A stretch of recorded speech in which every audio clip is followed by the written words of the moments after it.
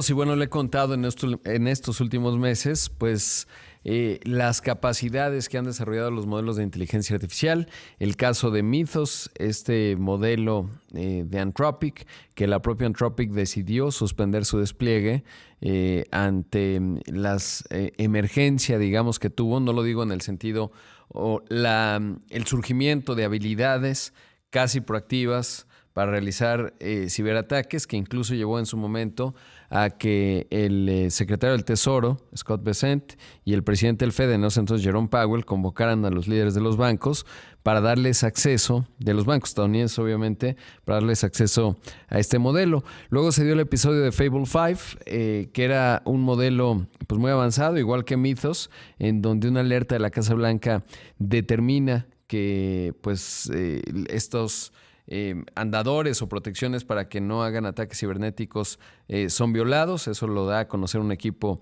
de Amazon que alerta a la Casa Blanca, en fin, y pues suspenden su despliegue. Y luego, la semana pasada y en los últimos días, pues se da este asunto en donde tres modelos de OpenAI, uno que es el 5.6 Sol, digamos el uno poderoso, y otros dos que no han sido o no han salido al público, pues les encargan una misión, les quitan todas las protecciones para que no se pongan a hackear y se escapan de la contención donde estaban, logran acceso a internet y hackean a Hugging Face, que es una compañía muy nueva en donde se ha convertido en el repositorio de modelos de inteligencia artificial de distintas herramientas, y pues los hackean.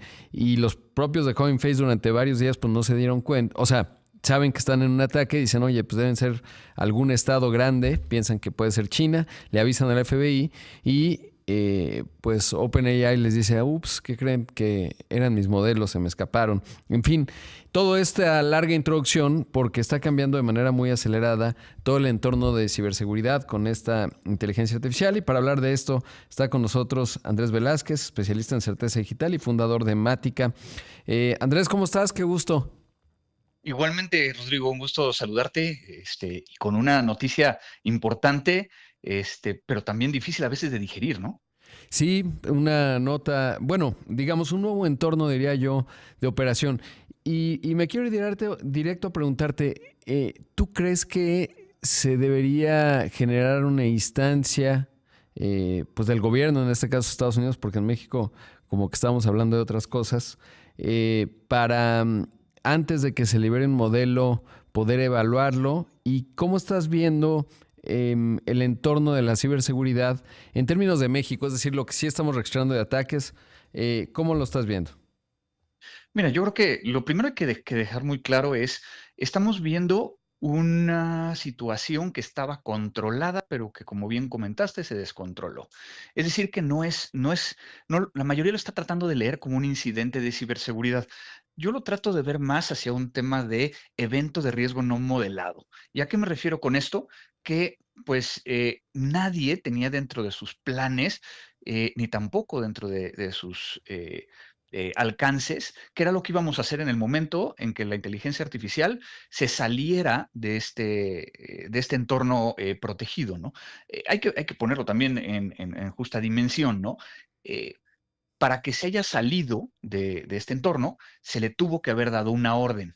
O sea, no estamos hablando de Skynet y no estamos hablando de que la inteligencia artificial por sí mismo va a empezar a atacar a todo el mundo y que va a violentar los sistemas de seguridad de las diferentes organizaciones.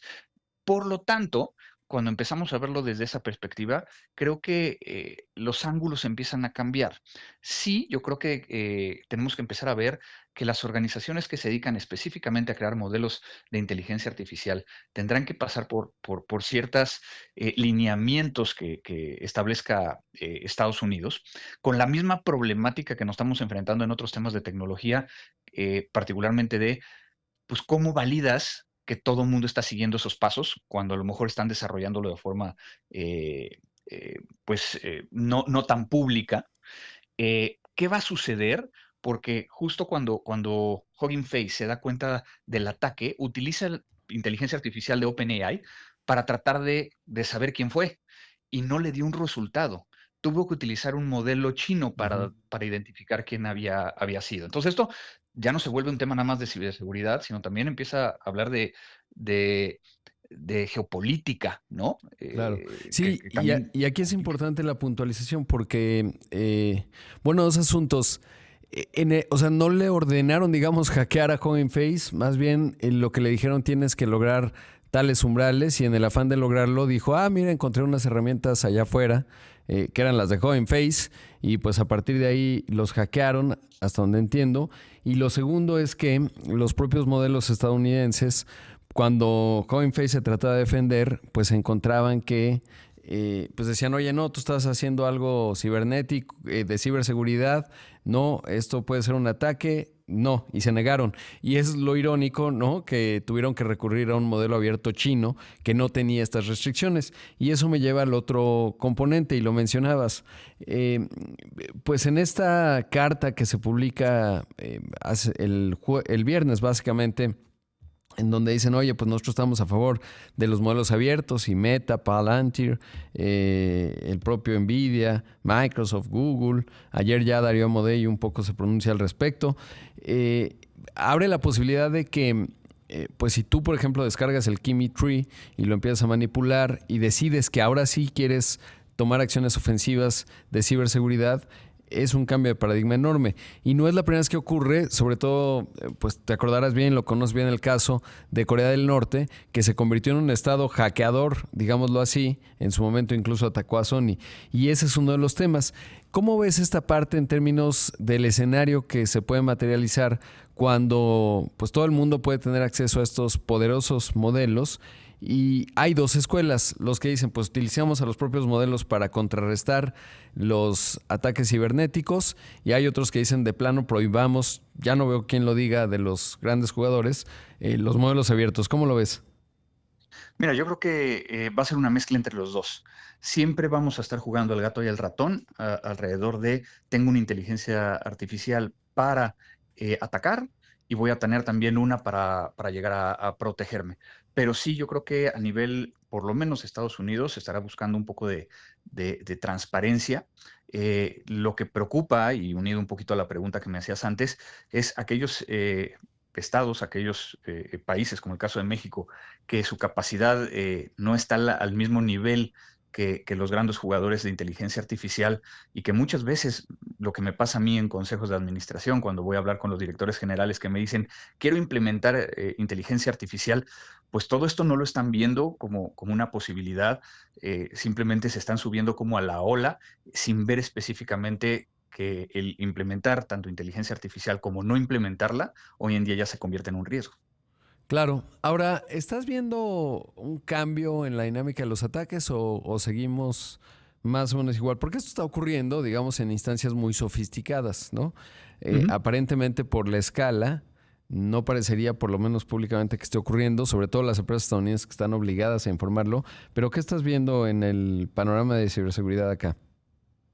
Mira, lo que estamos viendo es, o sea, y es muy interesante porque lo tendremos que dividir entre la parte completamente de cómo la inteligencia artificial está pegándole, inclusive en la valoración de las empresas de ciberseguridad por no saber exactamente hacia dónde va a ir y las capacidades que tienen las, vamos a llamarlo entre comillas, antiguas herramientas de ciberseguridad, hasta un tema que tiene que ver con los cambios que están implementando las organizaciones alrededor de utilizar inteligencia artificial para eficientar procesos, eh, muchas veces están poniéndose en este riesgo que comentaba y que entonces nos estamos convirtiendo en o adoptando inteligencia artificial de forma reactiva y no proactiva, tratando de explicar con esto que la ciberseguridad, a final de cuentas, es una administración de riesgos como cualquier otra, como lo hacemos en temas financieros, como lo hacemos en temas de salud,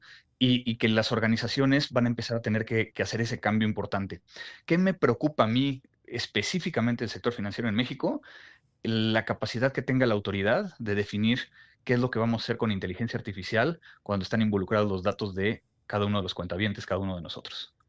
Claro, sí, sí, a mí algo que de hecho he escrito por ahí alguna columna y lo he dicho aquí muchas veces, pues parece que en México vivimos en Marte y no tenemos acceso a Internet, porque es evidente cuando se da el caso de Mythos, pues los bancos estadounidenses rápidamente tuvieron acceso. Europa también pidió tener acceso al modelo para probar sus defensas.